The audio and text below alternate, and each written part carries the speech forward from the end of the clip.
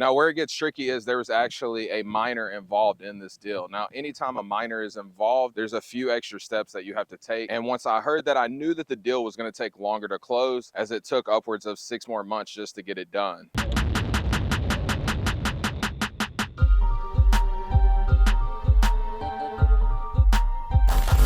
What's up, guys? Welcome back to the channel. My name is Derek, aka Flipping a House, and if you guys are new here, we talk real estate, financial literacy, and just how to get better.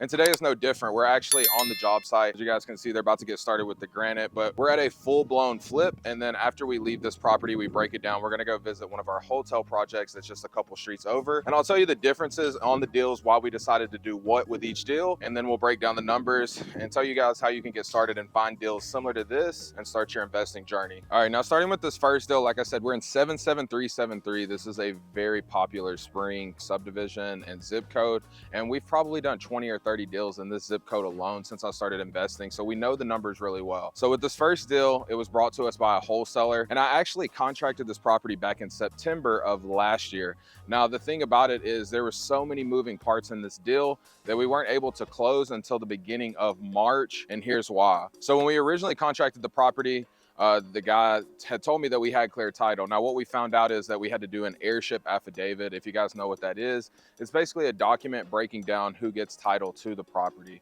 Now, normally you have a probate situation where someone has a will, but when they do not have a will, you can take the heirship route, which is what we did. Now, where it gets tricky is there was actually a minor involved in this deal. Now, anytime a minor is involved, there's a few extra steps that you have to take. And once I heard that, I knew that the deal was going to take longer to close, as it took upwards of 6 more months just to get it done. Now, when a minor is involved in a deal, you basically have to go through the court process, because until someone is 18, they cannot receive funds from a sale of an asset.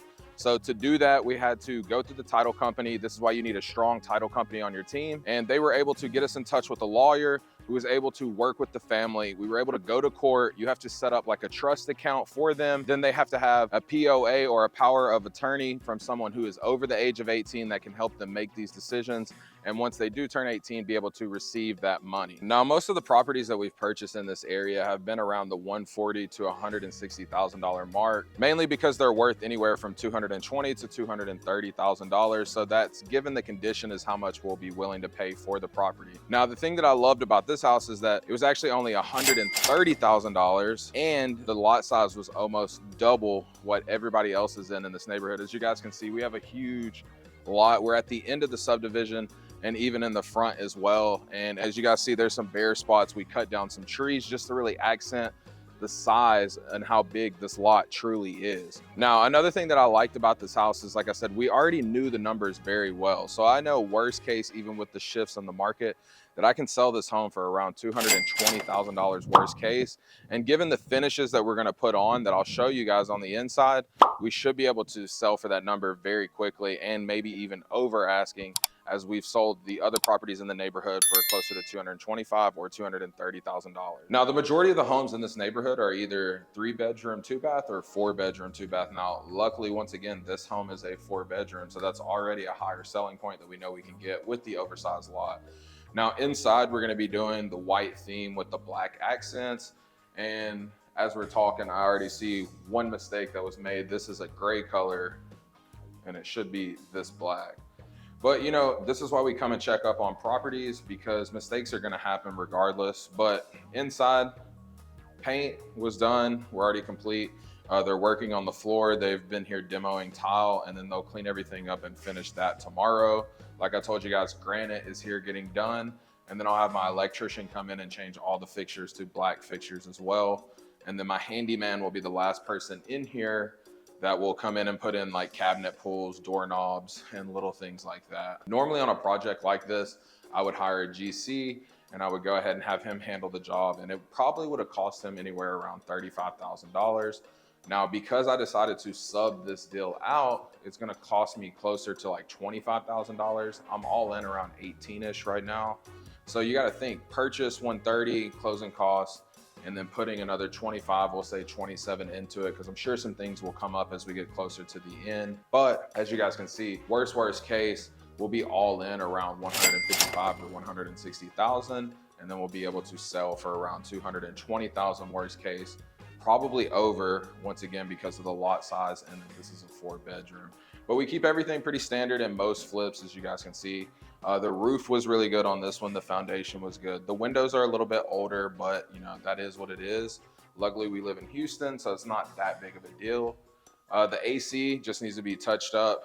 Plumbing is good. So all the 5 majors that we normally look for in a house, like I spoke about in our last video, are really good on this house, which is another reason why it was so enticing to purchase. All right, so I'm gonna give you guys a quick tour of the bedrooms and then we'll be done at this property. But the main thing that I really want to point out to you guys is why we decided to go the subcontractor route was not only to save that extra 5,000 to 10,000, but as I've told you guys before, the last few months we've taken a lot of losses on 4 to 5 different properties, and because of that I have to be very lean on my projects, especially ones like this where I can maximize the most amount of money out of this deal to cover some of those losses. So we got 3 bedrooms right here, and then as you guys come through you'll see the half bath. It's already tiled up and they're going to be working on the granite today. Then I have my glass guy coming and handyman to work on fixtures. Then in the back here we have a pretty nice size master suite, and it comes with the huge closets here. And then right behind us we're going to have the master restroom as well. And in here, same thing, stand-up tile, shower, pretty standard stuff. We'll have a beautiful glass door. Like I said, we'll have granite in by the end of the day. This is actually not granite, but it's gonna be quartz. It looks a lot nicer though. And yeah, it's gonna make a beautiful project for a first-time home buyer. And these neighborhoods, I've watched it slowly grow. They'll be able to gain equity over the next couple years easily and have a beautiful home that's gonna last and be modern and up to date as well. Now, I know the lighting is bad in here, guys, but I just wanna give you all an open idea of what it looks like in this kitchen dining area, because a lot of times with these homes, I have to like make spaces work. And then with this home, we have a huge open kitchen. Like I said, we'll have the quartz. We're gonna get rid of this ugly hood vent, put something more sleek. We have new appliances, they were already delivered, and then we'll have a beautiful backsplash once the countertops are done. And then like I told you guys, we have a huge seating area to actually enjoy a meal together as a family, and then that also is separated by the huge fireplace that is the wrong color once again. But and then they'll also have a huge living room as well to enjoy and entertain. So it's really a solid house, guys. And I can't wait to show you all the finished project once we're done. And I mean, the main reason why we had to flip this one is because it was a hoarder situation. Essentially, the home had been vacant for years because the family member passed away. And so one of the rooms, which I'll show you guys in a picture right here, it was actually completely full to the ceiling. So we had, this is the 3rd dumpster that we've been on. I'm gonna bring in another small 20-yard dumpster, but you know, with these situations, with the amount of work that the home needed, this wasn't something that we could just clean out and relist. And due to the profit size, it was just better for us to take, you know, 2 or 3 weeks and be able to just completely redo the entire house. All right, guys, second stop of the day. We are here at the Lingate property. Now, once again, we're still in the 77373. We're actually in the same neighborhood. We were just like 4 streets over.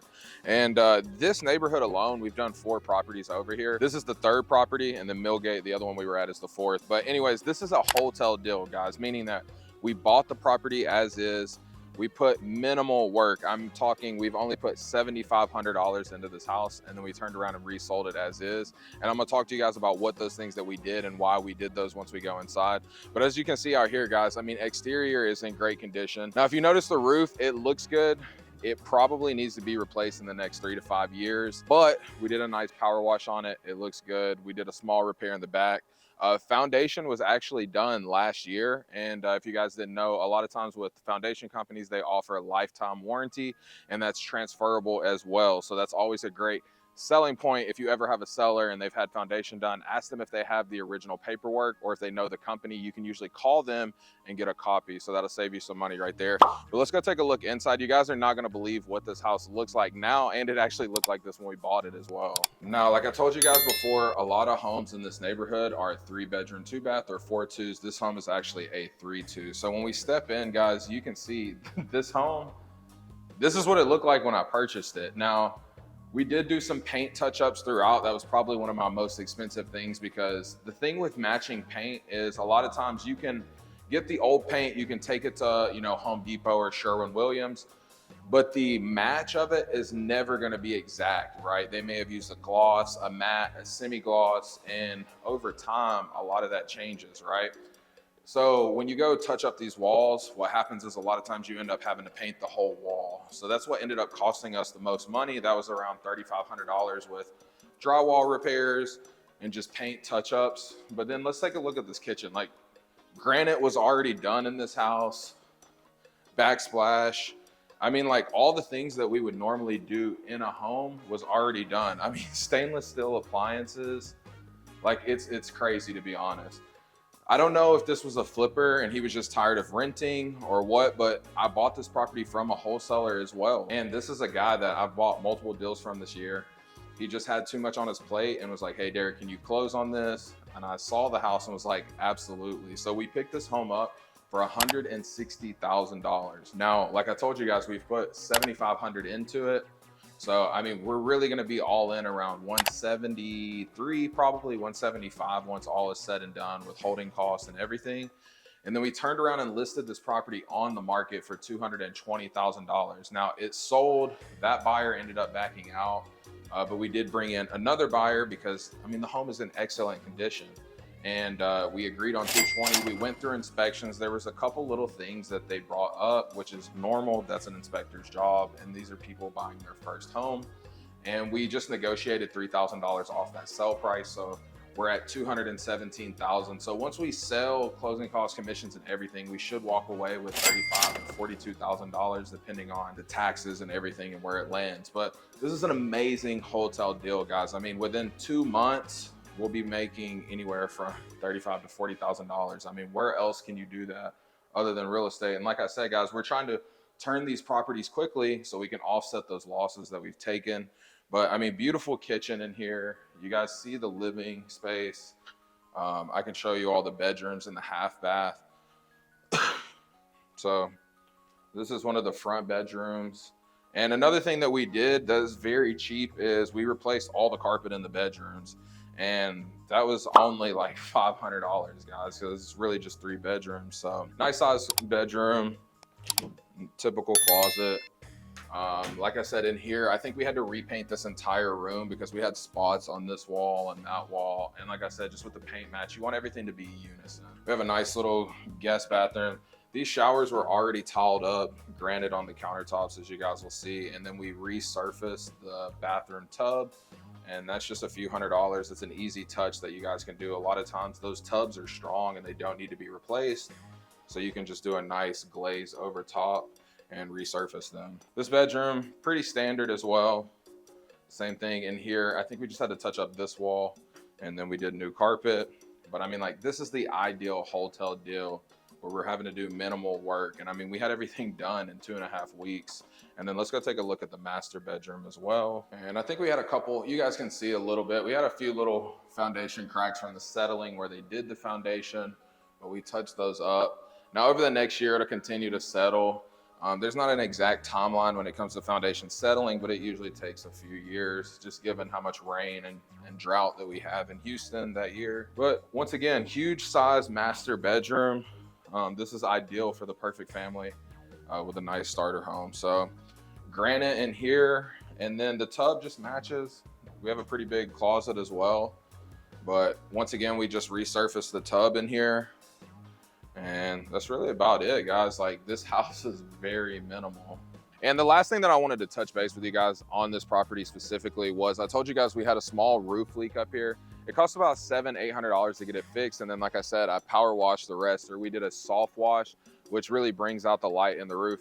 Now, another thing that I did with negotiations was when the new buyer came in, of course, the roof came up on inspection. They said they got a quote that was $12,000, which is pretty typical for a roof here in Houston, anywhere from $12,000 to $20,000. Now, because I do so many deals, I said, hey, let me get my roofer out there and get a bid. Now, he gave us a bid of $6,000, but because he does so much work and they're gonna end up using him, I just said, hey, look, let's charge him $8,000. You'll make a little bit more money because he does so many deals for us. I like to show love where I can. And they're still saving $4,000 on a roof, and it'll be warranted and everything. So I used that in negotiations. That's how we ended up, well, that's one of the reasons we ended up at the $3,000, because I was able to give them that bid and save them some money. And then the last thing I really want to talk about is this right here, guys. And a lot of times when we're flipping properties, we don't think about this. And I've bought properties with light poles in the back before, but I think because this yard is a little bit smaller, people were worried having kids.